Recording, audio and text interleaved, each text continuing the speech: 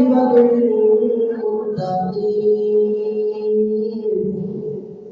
الصلاة والسلام على سيد الأنبياء والمرسلين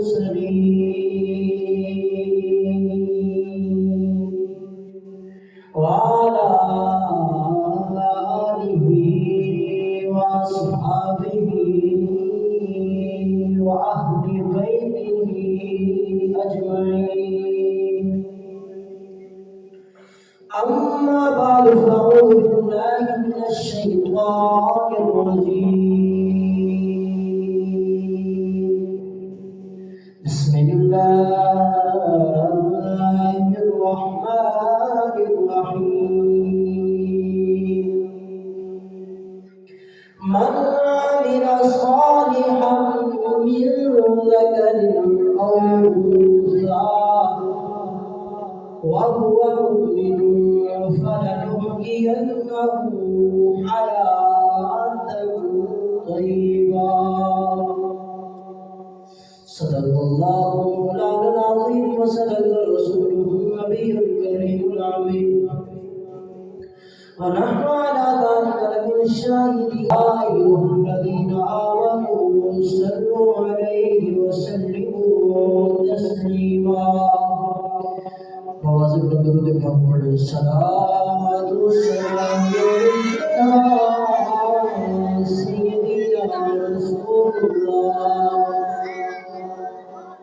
وعلى آله وصحبه سيدنا الأنبياء والمرسلين. الصلاة والسلام عليك يا سيدي يا رحمة للعالمين وعلى آلك وصحبك يا سيدي يا خاتم النبيين. بندائے پروردگار امت احمد نبی دوست دارے چہریار توبہ اولاد علی مذہب حنفیہ دار ملت حضرت علی خاک پائے غوث اعظم زیر سایہ ہر ولی صدیق افضل حسن کمال محمد فاروق ذل جاہ و جلال محمد عثمان ضیائے شمع جمال محمد حیدر بہار باغ خصال محمد صلی اللہ تعالی علیہ وعلا آلہ واصحابہ اجمعین. اللہ رب العزت جل جلالہ وعظم برہانہ وعما نوالہ وآزم شانہ کی حمد و ثنا حضور النور شافع یوم مشہور احمد مصطفیٰ جناب محمد مجتبیٰ صلی اللہ تعالی علیہ وعلا آلہ وصحبہ وسلم کے دربار قبربان میں ہدیہ درود السلام کا نذرانہ و عقیدت و محبت پیش کرنے کے بعد السلام علیکم ورحمۃ اللہ وبرکاتہ. عزیزان محترم، میں نے آپ احباب کے سامنے قرآن مجید فرقان حمید کی سورہ نحل شعور و بالا آیت نمبر 97 پڑھنے کا صرف حاصل کیا ہے. بسم اللہ رب العزت جل جلالہ نے ارشاد فرمایا من عمل صالحا من ذکر او انثى وهو مؤمن فلنحيينه حیاة طیبہ. یاد رکھیے، میں آپ کو بتاتا چلوں کہ میری جو گفتگو کا عنوان ہے وہ ہے فکر آخرت.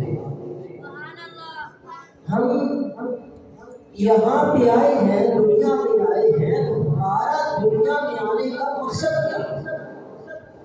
اب جو بھی کوئی کام کرنا ہے اس کے پیچھے کوئی نہ کوئی مقصد ہوتا ہے، کوئی نہ کوئی جو ہے ریزن ہوتی ہے، وجہ ہوتی ہے، کا وہ بندہ کام کرتا ہے۔ اب آپ یہاں پہ آئے ہیں تو کوئی بھی آپ سے پوچھے گا بھائی آپ کیا کرنے آئے ہیں، تو آپ اسے بتائیں کہ ہم نماز جمعہ ادا کرتے ہیں۔ یہاں پہ آپ آئے ہیں، آپ کا کوئی مقصد ہے، ہم یہاں پہ مل کے بیٹھے، ہمارا مقصد ہے مل کے بیٹھنا، ہمارا مقصد ہے، کیا مقصد ہے کہ ہم نے نماز جمعہ ادا کرنا ہے۔ تو اسی طرح دنیا میں ہمیں اللہ رب العزت نے بھیجا ہے، اللہ رب العزت کو دنیا میں بھیجنا بھی کوئی نہ کوئی مقصد ہے۔ وہ مقصد کیا ہے؟ وہ خالق کائنات، مالک کائنات نے قرآن مجید قرآن حمید میں ارشاد فرمایا وما خلقت الجن والانس الا ليعبدون، فرمایا کہ جنوں اور انسانوں کو تو میں نے اپنی عبادت کے لیے پیدا کیا،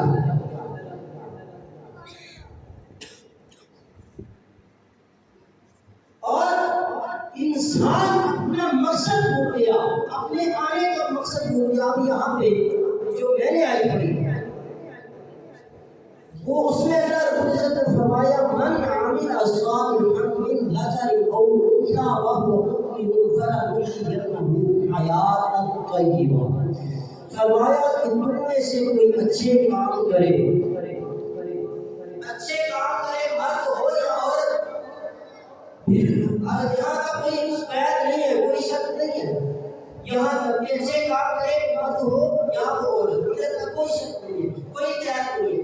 اگر اللہ رب العزت نے قید لگا دی، شرط لگا دی، فرمایا وَهُوَ مُؤْمِنٌ، فرمایا اچھے کام بھی کرے اور اس کا مومن ہونا ضروری ہے، سبحان اللہ، اس کا مومن ہونا ضروری ہے۔ اب کافر کوئی اچھے کام کرے گا اس کو کوئی فائدہ نہیں ملے گا، لہٰذا مومن اچھے کام کرے تو اس کے لیے فائدہ کیا ہے؟ اس کی آیت کی جناب فرماتا ہے فرمایا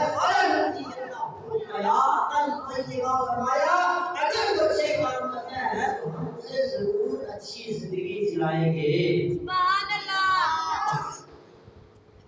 اب ہر بندہ دنیا کی جدوجہد میں لگا ہوا ہے، دنیا میں آ کر دنیا کمانے کے چکر میں ہے، دنیا میں آ کر دنیا کے پیچھے بھاگ رہا ہے، نہ کہ اسے آخرت کی فکر ہے۔ حالانکہ اللہ رب العزت نے جو مقصد تھا، ہمارے آنے کا یہاں مقصد تھا، وہ مقصد نے بتا دیا۔ تو اس کی مثال ایسے ہے کہ جس طرح کہ ایک بادشاہ تھا، وہ بادشاہ دربار لگا ہوا تھا، تو دربار بیٹھے ہوئے تھے، وزیر بھی اور بڑے بڑے لوگ بیٹھے ہوئے تھے۔ اس نے کہا، اس بادشاہ نے کہا کہ تم میں سے جو پاگل ہے وہ ہاتھ کھڑا کرے۔ اب جو پاگل ہوگا وہ بھی اپنے آپ کو پاگل نہیں کہے گا، بچے کے سامنے ویسے تو نہیں کہہ سکتا کہ میں پاگل ہوں۔ وہاں پہ ایک اللہ کا بری بیٹھا، یہ اللہ والے جو ہوتے ہیں وہ ان چیزوں کو سمجھتے ہیں۔ اس اللہ کے ولی نے ہاتھ کھڑا کر دیا، اس نے بادشاہ نے کہا تھا کہ جو پاگل ہے میں اسے انعام دوں گا جو ہاتھ کھڑا کرے۔ اب جو اللہ کے ولی کے جو بزرگ بیٹھے ہوئے تھے انہوں نے ہاتھ کھڑا کر دیا، انہوں نے جب ہاتھ کھڑا کیا لوگوں نے کان تشریح کرنا شروع کر دی کہ دیکھو انعام کے چکر میں اس نے ہاتھ کھڑا کر دیا اور اپنے آپ کو پاگل تصور کر دیا انعام لینے کے چکر میں۔ تو خیر جب وہ وہاں سے نکلے بڑے لوگوں نے انہیں دعوے دیے اور بڑا کچھ کہا۔ لوگ جب کہنے جاتے ہیں تو بہت کچھ کہہ رہے ہیں، بڑا کچھ کہا، انہوں نے سنا، کسی کی بات کا جواب نہ دیا۔ بالآخر ایسا ہوا کہ بادشاہ جو ہے وہ بیمار ہو گیا اور بہت سخت بیمار ہو گیا، سخت بیمار ہو گیا۔ اللہ کے ولی کا خبر پہنچی کہ بادشاہ جو ہے وہ اس کا آخری وقت جو ہے وہ قریب ہے۔ وہ بادشاہ تک پہنچے، دربار کا جو ہے دربار میں رکا، کیا کہاں جا رہے ہیں؟ انہوں نے کہا کہ نہیں میرے پاس بادشاہ کی امانت ہے، لہٰذا میں یہ امانت اس کے حوالے کرنا چاہتا ہوں۔ تو انہوں نے کہا کہ تیرے پاس بادشاہ کی کیا امانت ہو سکتی ہے؟ تو کہاں بادشاہ کہاں، تیری حیثیت کہاں، اور بادشاہ کا کیا ہے؟ تیرے پاس بادشاہ کی امانت کیسے بتا سکتی ہے؟ جب اس نے انگوٹھی دکھائی انہوں نے دیکھا کہ انگوٹھی تو بادشاہ کی ہے، تو خیر انہوں نے چلے آگے گیا تو ایک جگہ پہ اور دربار میں روک دیا، دوسری جگہ ان کے ساتھ بحث خلاصہ ہوا، پھر آگے چل پڑے، تیسری جگہ پہ رکا، ایسے کرتے کرتے وہ بادشاہ کے پاس پہنچے۔ بادشاہ کے پاس پہنچے، دریا میں کیا خیر و عافیت پوچھی، اور بادشاہ سے کہنے لگے کہ بادشاہ اگر جان کی امان ہو تو میں آپ سے بات پوچھ سکتا ہوں؟ اس نے کہا جی پوچھو۔ تو انہوں نے کہا کہ آپ مجھے یہ بتائیں کہ جب آپ، کیونکہ وہ بادشاہ جو تھا وہ شکار کا بہت شوقین تھا، شکار بڑا کرتا تھا، تو انہوں نے کہا کہ آپ جب جاتے تھے شکار کے لیے کسی دوسرے علاقے میں، کسی جنگل میں، تو وہاں پہ آپ کی تیاریاں کیا ہوتی تھیں؟ اس نے کہا کہ میں 2 مہینے پہلے اپنے سپاہیوں کو بھیجتا تھا کہ وہ جہاں وہاں پہ جا کے پتا کرتے تھے کہ کوئی مشہور بندہ نہیں رہتا، کوئی بادشاہ کو تکلیف تو نہیں پہنچا سکتا، کوئی ایسا آدمی تو نہیں ہے جو بادشاہ کو تکلیف پہنچائے۔ پھر وہ بتاتے تھے کہ کوئی ایسا خطرہ نہیں ہے، پھر میں وہاں پہ صفائی کرنے کے لیے لوگوں کو بھیجتا، صفائی کرنے کے لیے لوگ صفائی کرتے کرتے پھر اسی طرح 10-15 دن پہلے جو ہے میں اپنے خیمے وہاں بھیج دیتا تھا، اور 3 دن یا 2 دن پہلے اپنے کھانے پینے کی اشیاء مہیا کرتا تھا، پھر وہاں پہ جاتا تھا۔ انہوں نے کہا کہ وہاں پہ رہنا کتنی دیر ہوتا تھا، وہاں پہ رکنا کتنی دیر ہوتا تھا؟ بادشاہ کہنے لگا 2 سے 3 دن۔ وہ اللہ کے ولی جو تھے کہنے لگے بادشاہ آپ مجھے یہ بتا کہ جہاں تمہیں 2 سے 3 دن رہنا ہوتا تھا، اتنا پروٹوکول ہوتا تھا تیرا، 2 مہینے پہلے تیاری شروع ہو جاتی تھی، اور وہاں پہ جناب 2-3 دن پہلے اپنے کھانے پینے کی اشیاء بھی پہنچا دیتے تھے آپ بادشاہ سلامت مجھے یہ بتاؤ جہاں آپ جا رہے ہو وہاں کی تیاری بھی کی ہے؟ جہاں پہ آپ نے ابھی جانا ہے، جو ابھی آپ کے پاس ملک الموت پہنچا ہوا ہے، کیا اس جہان کی تیاری بھی کی ہوئی ہے؟ بادشاہ نے جب یہ بات سنی تو بادشاہ کی آنکھوں میں آنسو آ گئے، کہنے لگا کہ میں نے تو کوئی تیاری نہیں کی۔ تو وہ اللہ کے ولی فرمانے لگے ہے بادشاہ اب بتا کہ پاگل میں ہوں یا تو، کیا تم نے اپنے جہاں میں مستقل ٹھہرا ہے بالکل تیاری نہیں کی؟ اب بتا کہ یہ کا مستحق میں ہوں۔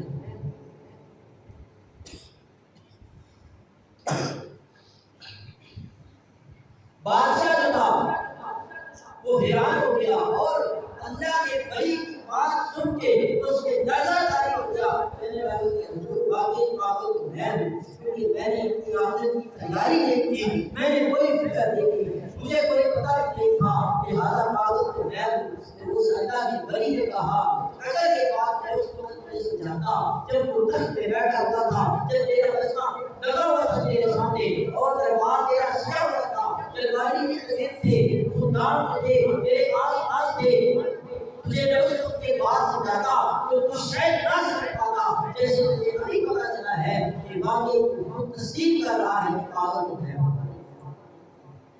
تو ناظرین سامنے اسی طرح ہمیں سوچنا چاہیے، اس واقعہ سے سوچنا چاہیے کیا ہم نے بھی اپنی آخرت کی تیاری کی؟ رمضان المبارک کا آج 100واں روزہ ہے، عشرہ رمضان گزرا پتہ بھی نہیں چلا کیسے گزر گیا، اب عشرہ مغفرت ہے، کیا واقعی اپنی مغفرت کروا رہے ہیں؟ کیا ہم روزے رکھ رہے ہیں؟ اللہ عز و جل کی آداب میں یہ قبول ہے یا نہیں؟ نمازیں پڑھ رہے ہیں یہ قبول ہوئی ہے یا نہیں؟ تراویح پڑھتے ہیں یہ قبول ہے یا نہیں؟ اس چیز کا تو ہمیں علم نہیں ہے، لیکن کیا ہم نے کبھی فکر نہیں کی ہے؟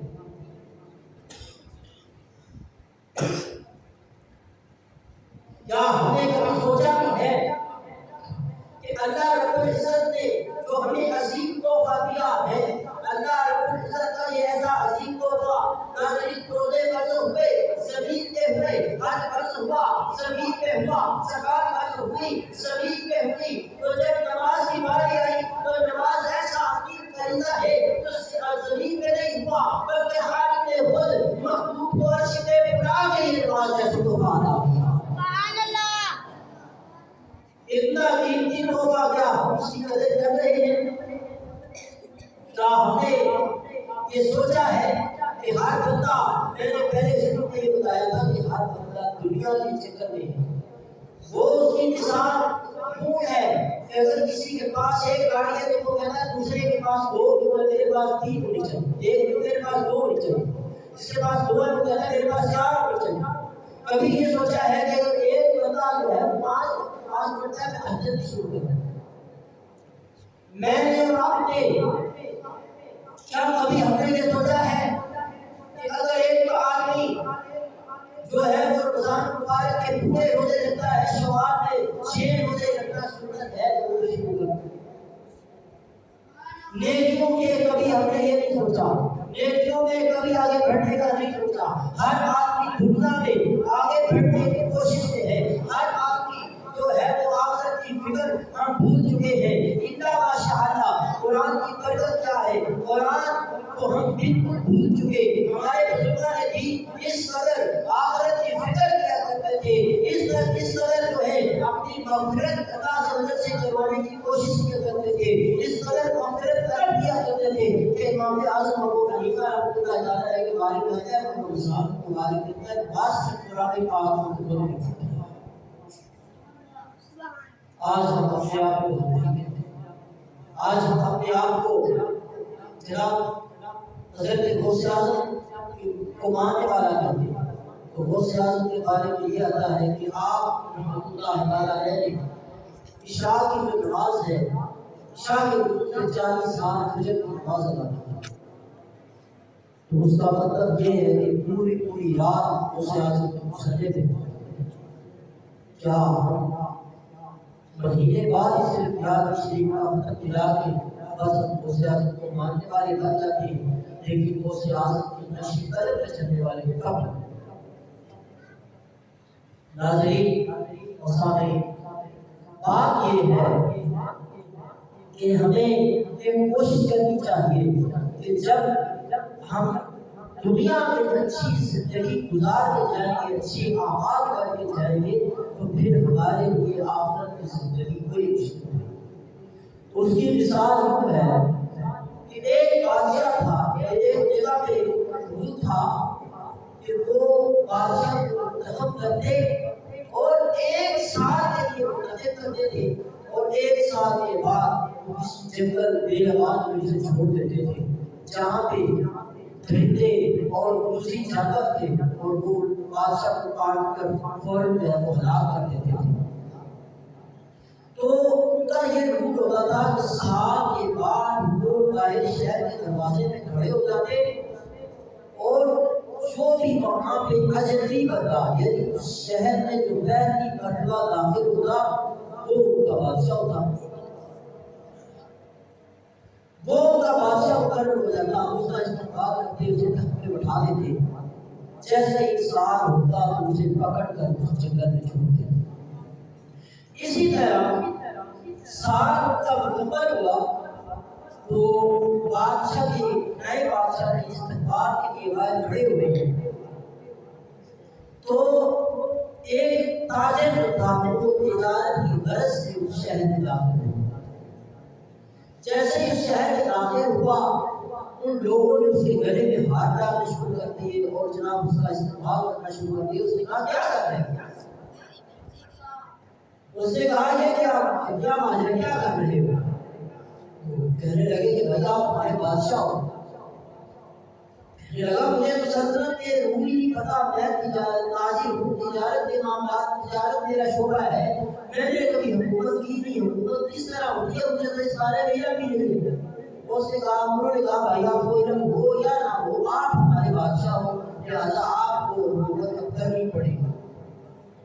بڑا پریشان ہوا، کیونکہ اور یہ بھی وہ لوگ کہتے ہیں کہ یہ بھی پہلا بندہ ایسا تھا کہ جس نے یہ بات کی کہ بھائی میں تو حکومت کرنا چاہتا ہی نہیں، باقی جو بھی آتا جب اسے پتا چلتا کہ میں بادشاہ ہوں تو خوش ہو جاتا اور جناب خوشی خوشی لگ پہ بیٹھ جاتا. یہ واحد آدمی تھا جس نے کہا کہ میں یہ ذمہ داری نہیں لوں. تو بہرحال انہوں نے کہا کہ بھائی آپ کو یہ ذمہ داری دینی ہوگی. کہ آپ ہمارے پاس جو مرضی ہو۔ اس نے کہا چلو ٹھیک ہے۔ تو جب اس نے یہ ذمہ داری قبول کرنے کی بات کی تو انہوں نے کہا کہ یہ ہمارا رول ہے، ہمارا قانون ہے کہ 1 سال کے لیے تو بادشاہ۔ اس نے کہا اچھا، اس نے کہا پھر 1 سال کے بعد کیا ہے؟ انہوں نے کہا 1 سال کے بعد تیرے ساتھ یہ حشر ہوگا۔ جب انہوں نے بتایا تو اس نے کہا پہلے تو میں شاید بادشاہی سنبھالتا، لیکن اب تو میں ہرگز یہ ذمہ داری قبول نہیں کروں گا، مجھے اب پتہ چل گیا کہ میرا ہونے والا حشر کیا ہے۔ انہوں نے کہا آپ بیٹھیں یا نہ بیٹھیں، ہمیں پکڑ کر بٹھانا پڑے تمہیں تخت پہ بٹھائیں گے۔ اس نے کہا چلو ٹھیک ہے بیٹھتا ہوں، لیکن میری شرط ہے کہ میری بات مانو گے۔ انہوں نے کہا ہاں، قانون میں تو ترمیم نہیں کر سکتا، باقی ہم رعایا ہونے کے ناطے ہر بات ماننے پر مجبور ہوں۔ اس نے کہا چلو ٹھیک ہے۔ جب تخت پہ بیٹھا تو بیٹھتے ساتھ پہلا حکم اس نے جاری کیا کہ مجھے وہ جنگل دکھاؤ جہاں بادشاہ کو چھوڑ دیا۔ جب اسے وہ جنگل دکھایا گیا تو اس نے پہلی مرتبہ اس نے اعلان کیا کمانڈر کو بلاؤ۔ کمانڈر آ گیا، اس نے کہا تمام جو روسی جانور ہیں وہ مارو، سارے روسی جانور جو تھے وہاں پہ انہوں نے ختم کر دیے کمانڈر۔ پھر اس نے دوسرے صفائی والوں کو بلایا کہ جا کے جھاڑیاں کاٹو، جنگل کی ساری جھاڑیاں کاٹ دی اور بالکل صاف میدان بنا دیا۔